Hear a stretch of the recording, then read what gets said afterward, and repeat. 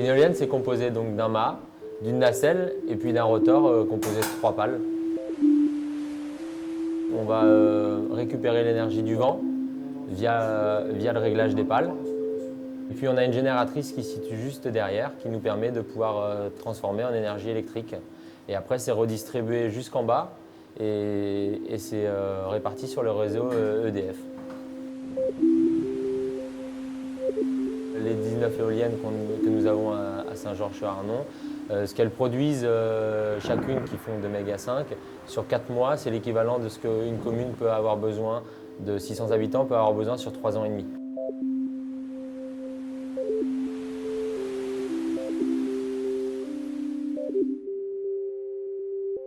Alors la SEMER est une société d'économie mixte locale dans laquelle effectivement le capital public, si vous voulez, est légèrement supérieur au capital privé.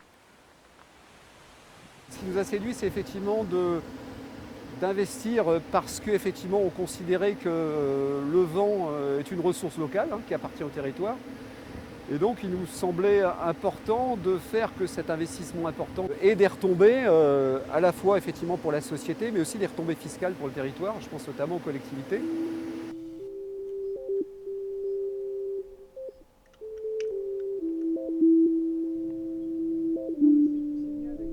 Moi, je considère que la première retombée positive, c'est d'avoir discuté des questions planétaires, voilà, en local. Ça me paraissait important d'avoir discuté de la question énergétique, des questions du climat. Ensuite, les retombées, bien entendu, elles sont financières. C'est normal. Il y a eu donc des recettes fiscales qui nous ont permis donc de développer des projets. Une maison centre culturel basse consommation, l'éclairage avec 25% de réduction. On a fait des audits énergétiques, on a fait de l'assainissement, voilà, on a fait de la voirie et nous sommes en train d'embellir et tout ça avec les recettes fiscales des éoliennes. Les administrés de Saint-Georges, dès l'instant où ils ont été informés de ce grand projet, on les a associés à la réflexion, aux questions, aux réponses. Et c'est en ce sens qu'ils l'ont bien pris. Ils ont vu et le projet s'est développé avec eux et pas sans eux. Voilà, c'est en ce sens que je crois qu'il faut faire.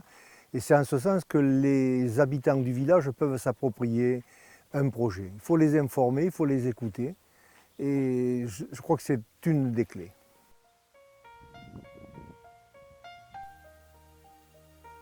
Aujourd'hui, ce que je pense des éoliennes, moi personnellement, elles ne me gênent pas.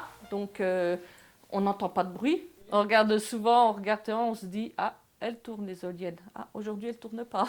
Donc, on regarde, pour nous, c'est notre quotidien. On regarde si les éoliennes tournent, si les éoliennes ne tournent pas.